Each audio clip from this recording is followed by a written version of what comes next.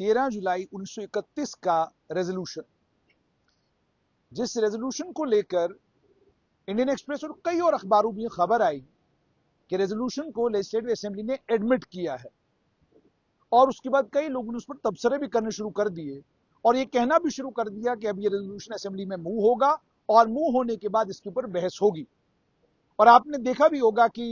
Indian express में और कई और अखबारों में बाजाब्ता उस रेजोल्यूशन से जुड़ा हुआ असेंबली सेक्रेटरीट ने जो कम्युनिकेशन, जो चिट्ठी वहीद परा को लिखी है, वो चिट्ठी भी आपने सोशल मीडिया के ऊपर वायरल देखी होगी।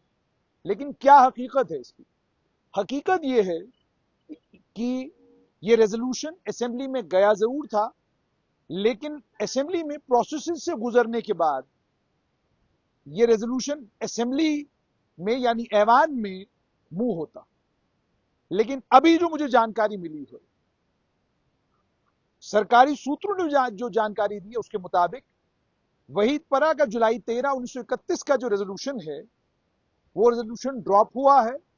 और उनका एक ही रेजोल्यूशन जिसमें उन्होंने ये कहा है कि जेसीबीओ के जरिए जो नालों में खुदाई की जा रही है रेत निकालने के लिए, उसका इस्तेमाल बंद करवाया जाए, वो रेजोल्यूशन असेंबली टेकअप कर रही है। लेकिन 13 जुलाई 1931 का रेजोल्यूशन, जो सियासी तौर पर पीडीपी के लिए बड़ा अहम था, जो सियासी तौर पर नेशनल कॉन्फ्रेंस को बैकफुट पर ला सकता था और जिसके चलते असेंबली के अंदर जबरदस्त हंगामा देखने को मिल सकता था, वो रेजोल्यूशन कल जब बैलेटिंग हुई है, बैलेटिंग का मतलब कल जब वोट डाले हैं मेंबरान ने, तो उस बैलेटिंग के दौरान वो रेजोल्यूशन टेकअप नहीं हो पाया।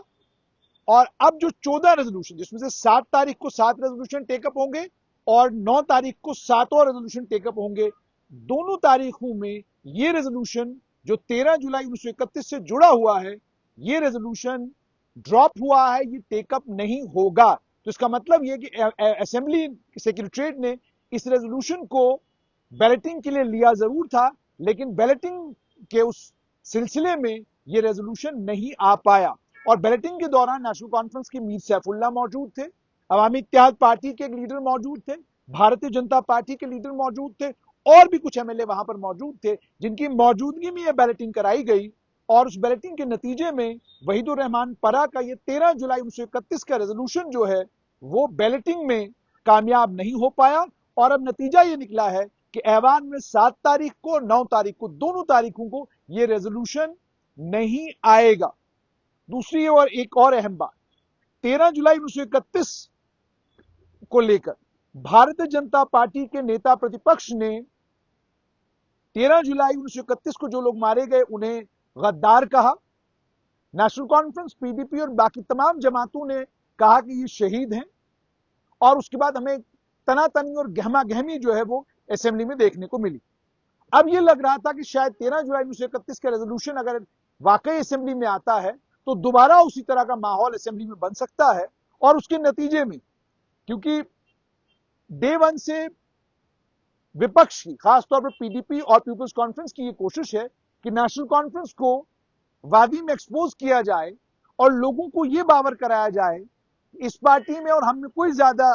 अंतर नहीं है, हम अगर बीजेपी के साथ जा सकते हैं तो आज बिना बीजेपी के साथ हाथ मिलाए नेशनल कॉन्फ्रेंस बीजेपी के कहने और करने पर ही काम कर रही है। तो ये बेसिकली असल मुद्दा और मकसद है जो पॉलिटिकल जितने भी ऑब्जर्वर्स हैं वो बता रहे हैं। वो ये भी कहते हैं कि इसका एक मकसद ये भी है कि पीडीपी समझती है कि 370, 35 और 13 जुलाई 1931 ये वो मुद्दे हैं, भावनात्मक मुद्दे हैं। इन मुद्दों पर अगर सियासत की जाए तो घाटी में जो पीडीपी का बुरा हाल हुआ है उस हाल को ठीक करने में और पार्टी को रिवाइव करने के लिए इस तरह के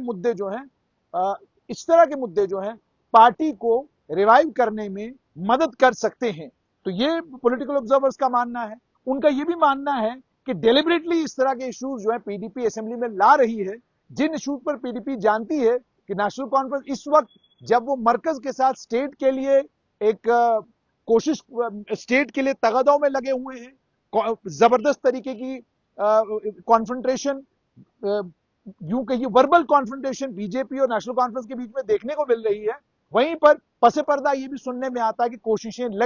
जबरदस्त कर रही है नेशनल कॉन्फ्रेंस की किसी तरीके से स्टेटहुड जम्मू कश्मीर को रिस्टोर किया जाए। तो इस सूरत में इस तरह के रेजोल्यूशन लाना या इस तरह के रेजोल्यूशन को असेंबली में मूव कराने का मकसद पॉलिटिकल ऑब्जर्वर ये बताते हैं कि नेशनल कॉन्फ्रेंस को बैकफुट पर लाया जाए और उन्हें मजबूर किया जाए कि वो लाइन असेंबली में इन तमाम मुद्दों पर लें जो लाइन वो अक्सर व बेशतर जब असेंबली के बाहर होते हैं, आवाम के बीच में होते हैं, अलग अलग प्लेटफॉर्म्स के ऊपर होते हैं, या वो जो इलेक्शन के वक्त में जो बातें अलग अलग स्टेजों से करते हैं वही बात उनसे ऐवान से करवाई जाए, ताकि अगर वो ऐवान में वो बात करते हैं तो नई दिल्ली के सामने उनकी पोजीशन ऑकवर्ड होती है, और अगर वो नहीं करते हैं तो वादी में नेशनल कॉन्फ्रेंस के ग्राफ पर इसका असर पड़ सकता है। जाहिर सी बात है, ये सियासत है, लेकिन खबर फिलहाल यही है कि वहीदुर रहमान परा के रेजोल्यूशन को लेकर जिस तरीके से कश्मीर के मीडिया में शोरगुल था, उसकी हकीकत यह है कि बैलेटिंग के दौरान वो रेजोल्यूशन ड्रॉप हो गया है।